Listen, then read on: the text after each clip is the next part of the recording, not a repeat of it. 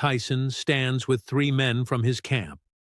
At 35 years old, Iron Mike is no longer the undisputed heavyweight champion he was in his prime, but his presence still commands absolute attention. 5 feet 10 inches, 220 pounds of compressed power, wearing a black tuxedo that seems barely capable of containing the muscle underneath. His hands, even without gloves, look like weapons, thick knuckles scarred from decades of impact, fingers that have delivered 44 knockout victories. He is relaxed tonight, here to support the charity. But anyone who knows boxing understands that even in a tuxedo, Mike Tyson is never fully off.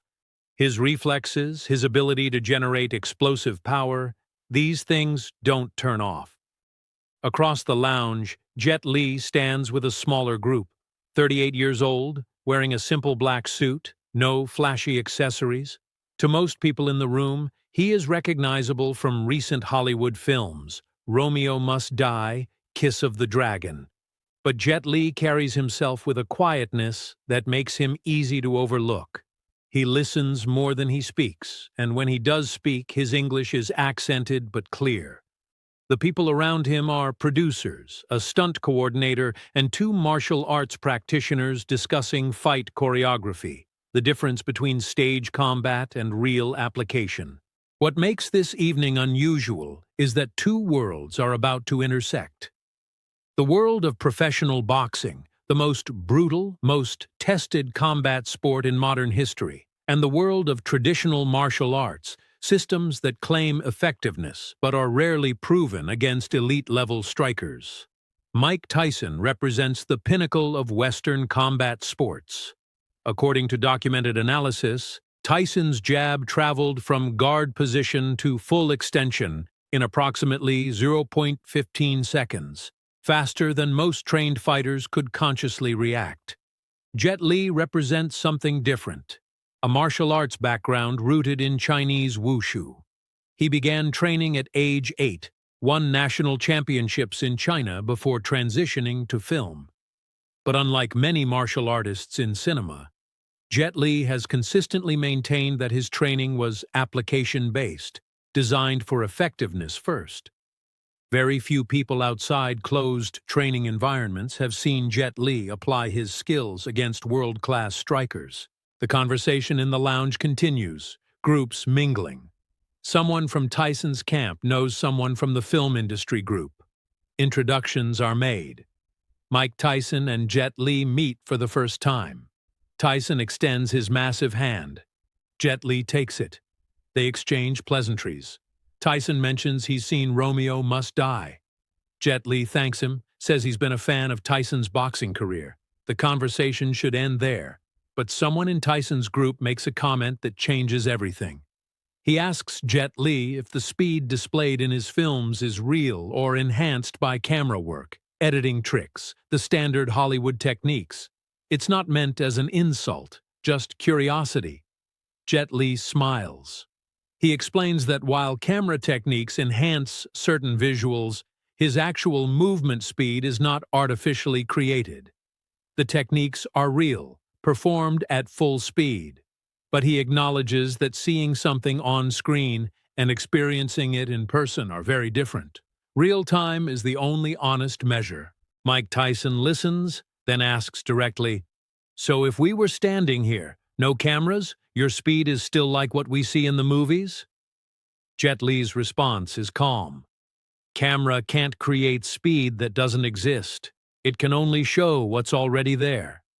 Tyson grins, not mockingly, but with genuine curiosity. That's interesting, because in boxing, we measure speed. I've sparred with the fastest guys in the world. So I'm curious, how does your speed compare? The question hangs in the air. A few people nearby have started paying attention. Jet Li doesn't answer with words. He simply says, "We could test it, if you're interested." Tyson's eyebrows raise. "Test it how?" Jet Li gestures to the open space. "You throw a punch. Full speed, full intention. I'll show you what I mean." The room has gone quieter now. People are turning, watching. Someone in Tyson's camp says, "Mike, This is a charity event. Maybe not the best time." But Tyson waves him off. He's intrigued. "All right," Tyson says, "but I need gloves. I'm not throwing a bare-knuckle punch at you." An event coordinator quickly retrieves a pair of 16-ounce training gloves from the equipment room. Tyson takes off his tuxedo jacket, rolls up his sleeves. The atmosphere has completely shifted. Approximately 18 people are now watching. Among them are 3 professional boxers, 2 stunt coordinators, a sports journalist, and several Hollywood producers. Tyson pulls on the gloves, flexes his hands. Even with gloves on, his hands look enormous, dangerous. He bounces lightly on his feet, old habits returning. Jet Li removes his suit jacket, stands in the cleared space wearing just his white dress shirt and black pants. He doesn't adopt any obvious fighting stance, doesn't raise his hands into a guard position. He simply stands, weight balanced, hands relaxed at his sides. To the boxers watching, this looks like a mistake. But Jet Li isn't boxing. He's demonstrating a different principle. Tyson positions himself about 3 feet away. "You're sure about this?" Jet Li nods. "Full speed. Real intention. Don't hold back." Tyson's expression becomes serious. When Mike Tyson commits to a punch, even in demonstration, he doesn't do it halfway. He settles his weight, gloved hands come up into a classic boxing guard. The people watching hold their breath. One of the fastest punchers in boxing history, throwing a full-speed jab at a martial artist who is standing completely open. But what nobody in the room fully understands yet is that Jet Li isn't unprepared. He's operating from a different framework. In traditional Chinese martial arts, defense isn't about blocking after an attack is launched. It's about reading the attack before it develops, intercepting at the source. Jet Li is watching Tyson's entire body, his shoulder position, his weight distribution, the micro movements that precede a punch. A jab doesn't start from the hand, it starts from the legs, transfers through the hips. Jet Li is reading the sequence, not waiting for the final expression. Tyson throws the jab. According to the 3 professional boxers present, the punch was legitimate. Full extension, proper form, the kind of jab that has set up thousands of Tyson's combinations. The gloved fist launches toward Jet Li's face in a fraction of a second. But before the punch reaches full extension, something happens that several witnesses initially couldn't process. Jet Li's right hand moves, not a large motion, just a precise adjustment. His hand rises, intercepts Tyson's punching arm not at the glove, but at the wrist. The contact is brief, controlled, but the effect is immediate. Tyson's fist stops. The glove is suspended in space, approximately 8 centimeters from Jet Li's face. But he doesn't move. He simply stands, his hand resting on Tyson's wrist, his expression unchanged. Tyson's eyes widen. He's looking at his own fist, frozen in mid-extension. He threw the punch with full intention, full speed, the same jab that has landed on world champions, but it didn't land. More importantly, he didn't see the interception coming.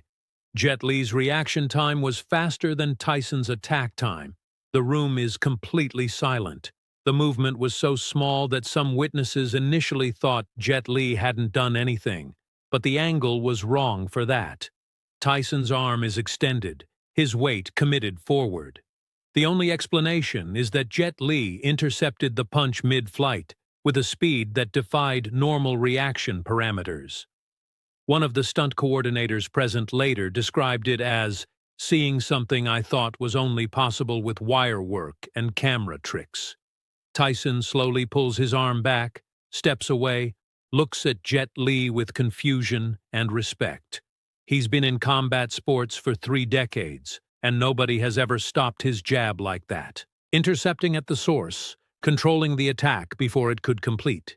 He takes off the gloves, runs his hand over his head. Jet Li picks up his suit jacket, doesn't say anything. The demonstration is complete. After a long moment, Tyson speaks. "What did you do?" Jet Li responds, In martial arts, we train to see the beginning of the movement, not wait for the end.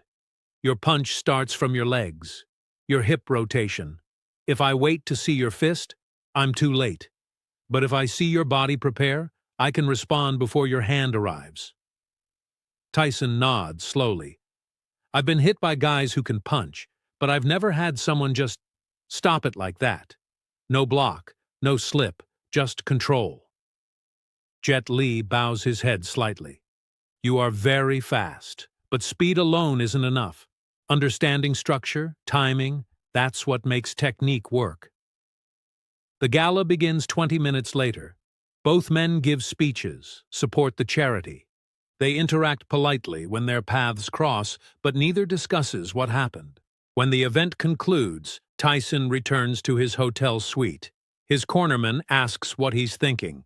According to accounts that emerged years later, Tyson's response was simple. That little guy has something real. I've been in the ring with killers, and none of them moved like that. The cornerman asks if martial arts could beat boxing. Tyson shakes his head. It's not about beating. It's about understanding something I never trained for. He saw the punch before I threw it. That's a different level. The story doesn't spread widely. No footage exists. But among the 18 people present, the memory remains vivid. The sports journalist who witnessed it wrote a brief mention in an underground martial arts publication, but without names, just a reference to a private exchange that revealed something about the limits of conventional training.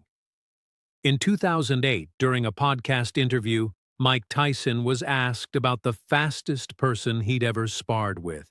He mentioned Roy Jones Jr., Pernell Whitaker. Then he added, "But the fastest hands I ever saw weren't in boxing. I met someone once, won't say who stopped my jab without even looking like they were trying. I threw full speed, and they just controlled it. Made me realize there's levels to this stuff that boxing doesn't teach." The interviewer pressed for details. Tyson smiled, shook his head. Some things you just had to be there to understand. Jet Li has never publicly discussed the incident. In interviews about his martial arts background, he occasionally mentions the importance of testing skills against real resistance. But he doesn't name names. When asked if his film techniques represent real capability, he gives the same answer. Camera shows what's possible. Real application happens when nobody's watching. February 23, 2001. MGM Grand Hotel. 20 witnesses. 1 question. 1 demonstration. No footage, no official record, just the memory of people who saw something that challenged their understanding of speed, of reaction time, of what's possible when different combat philosophies meet.